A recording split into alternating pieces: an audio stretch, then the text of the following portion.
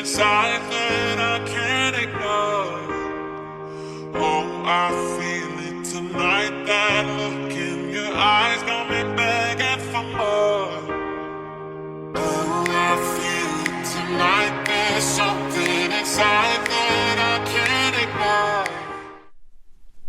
Et bonjour à tous. Alors cette semaine, dans cette nouvelle vidéo, je vais vous parler des choses qui fâchent au niveau sociétal, à savoir le glyphosate. Alors je vais vous présenter dans la vidéo mon utilisation sur mon exploitation, ainsi que tout ce que je peux faire avec, l'intérêt que j'y trouve, et un petit peu de réglementation, ce que je me dois de faire en cas d'utilisation de produits phytosanitaires. Allez, on se retrouve après le générique, c'est parti.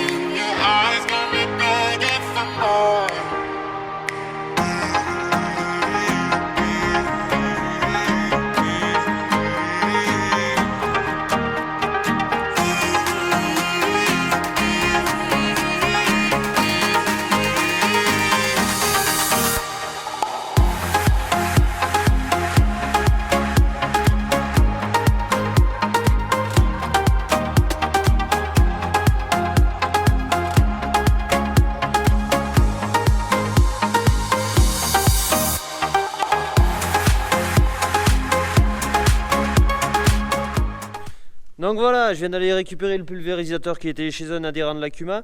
Alors c'est un outil qu'on essaie de tenir à l'abri pour tout ce qui est agression du soleil ou du gel, car le soleil ça peut endommager le plastique de la cuve, et le gel au niveau de la pompe qui fait monter la pression dans la cuve, ça peut l'éclater, chose qui nous est déjà arrivée.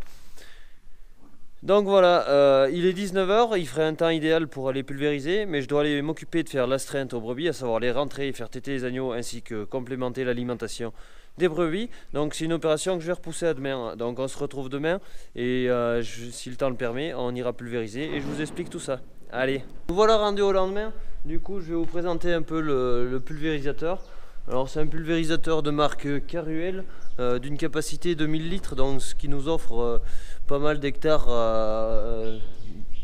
Avec un voyage on peut traiter pas mal d'hectares, donc c'est assez intéressant, sachant qu'on le remplit quasiment jamais, vu que c'est des petites surfaces que je traite ou que l'on traite au niveau de l'Accuma. Donc un Caruel de 1000 litres avec une rampe 12 mètres. Donc ce qui correspond à peu près aux épandages, aux largeurs d'épandage d'engrais. Donc dans les céréales, quand on est obligé d'y passer, on passe dans les mêmes rangs que l'apport d'engrais. Du coup ça évite de faire d'autres traces dans la céréale et perdre du rendement. Donc autre point que je voulais vous montrer, c'est un pulvérisateur. On a besoin de le faire passer entre guillemets à un contrôle technique. Donc il faut qu'il respecte certaines normes, faut quand on coupe les tronçons, il n'y ait pas de pulvérisation qui continue, et tout un tas d'autres normes, l'étanchéité. Enfin, je vous passerai un peu tous les détails. Donc on peut voir que ce pulvérisateur a déjà été contrôlé, et le prochain rappel sera en juillet 2023. Donc voilà, le contrôle des pulvés est obligatoire.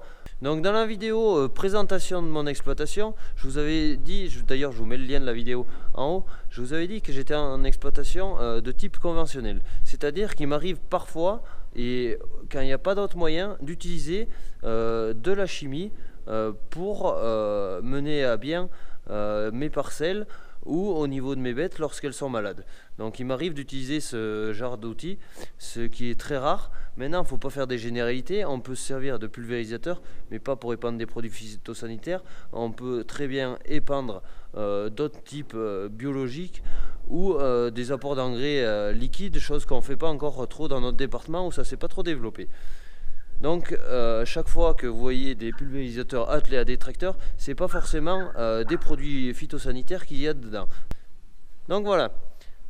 Du coup, je vais vous mettre une petite vidéo de la préparation au niveau du pulvé avant d'aller pulvériser. Ensuite, on va se rendre sur la parcelle et je vais vous montrer les herbes que je tiens à détruire et pourquoi il faut absolument les détruire.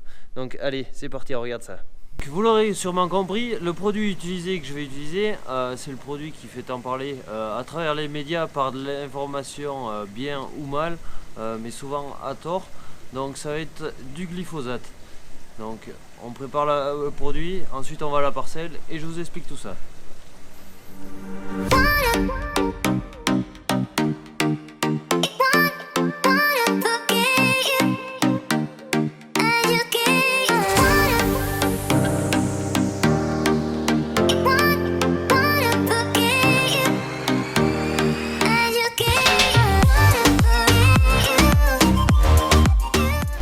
Donc comme vous l'avez pu le voir, j'utilise des équipements de protection pour me protéger moi-même de l'action de ces produits, afin de manipuler ces produits dans les meilleures conditions qu'ils soient. Allez!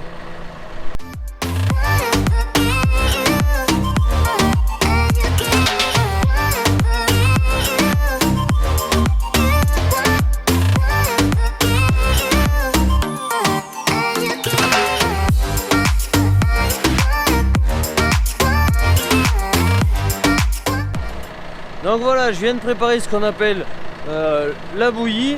Donc mettre du produit à l'état quasi brut, mélanger avec de l'eau afin de mouiller la surface du sol. Donc allez, c'est parti, on y va. Donc nous voilà rendus sur la parcelle. Donc cette parcelle, c'est la parcelle où je vous avais fait la vidéo de moisson. Je vous mets le lien également en dessus, où je vous avais parlé qu'il y avait pas mal de chiens dents. Donc c'est une parcelle que ça fait la deuxième année que je récolte en céréales et à l'avenir je vais y implanter une prairie pour faire pâturer les bêtes et faire du stock fourrager tout simplement. Donc je l'ai cultivé déjà 2 années en céréales, je vais être obligé de faire une 3e année de céréales parce qu'il y a trop de mauvaises herbes et des mauvaises herbes très résistantes que je n'arrive pas à me débarrasser même avec du labour. Donc cette année, sur cette parcelle, je vais y faire un passage de glyphosate pour tuer ces herbes. Donc j'utilise pas les produits phytosanitaires comme ça sans conseil. Donc il y a un technicien qui est passé, on a recensé les mauvaises herbes de présentes, même si je savais lesquelles étaient présentes. Donc c'est quoi ces herbes? C'est tout simplement celle-ci. Ça a bien reverdit dû au passage du déchômeur. Donc c'est du chien dent. Et le chien dent est très difficile à faire disparaître. Même avec un labour, il arrive à ressortir. Donc il faut que j'arrive à nettoyer tout ce chien dent de la parcelle afin qu'il ne repousse plus. Et quand je voudrais y implanter une prairie par la suite, qu'il ne vienne pas nuire à l'implantation de ma prairie pour réussir cette dernière. Donc c'est pour ça, le technicien est passé, il m'a prescrit une ordonnance qui me donnait droit à utiliser du glyphosate sur cette parcelle.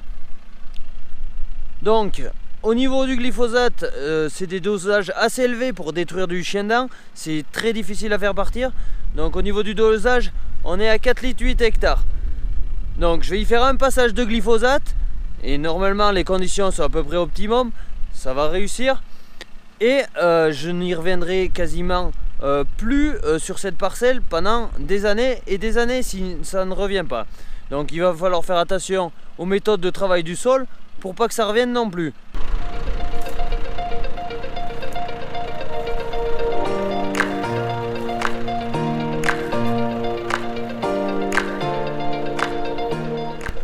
Donc je passe pas du glyphosate par plaisir mais bien par obligation. Car si je fais rien, ça nuit à la récolte et de céréales et l'implantation de prairies sera quasiment impossible du fait qu'il y en a une trop grosse présence. Donc comme vous voyez derrière moi, c'est bien vert. Après je sais pas si ça rentre très bien à la caméra. Il y a également des repousses de céréales, donc tout ça sera brûlé grâce à l'action du glyphosate. Bon allez, on perd pas plus de temps, on va commencer l'épandage. Allez, c'est parti.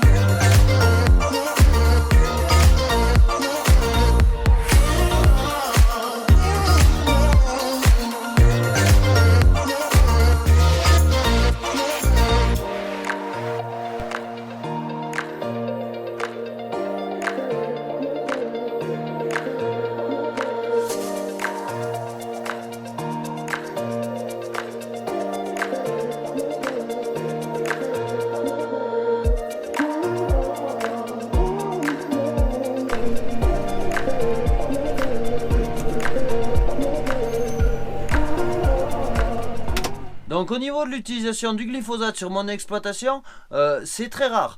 C'est sur une seule parcelle, au cas par cas, et il faut que les conditions soient optimum pour mettre du glyphosate, car c'est un produit qui coûte quand même cher. Donc on essaie de l'utiliser toujours à bon escient afin qu'il ait le meilleur résultat possible pour ne pas avoir à y revenir. Donc ça, c'est un des points très importants sur l'utilisation de ce produit.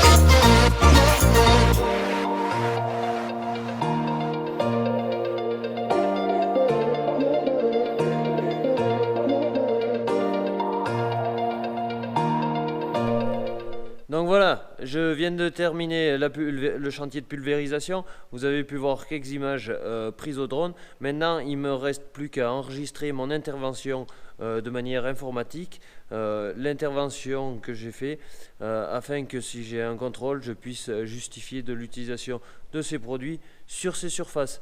Donc voilà.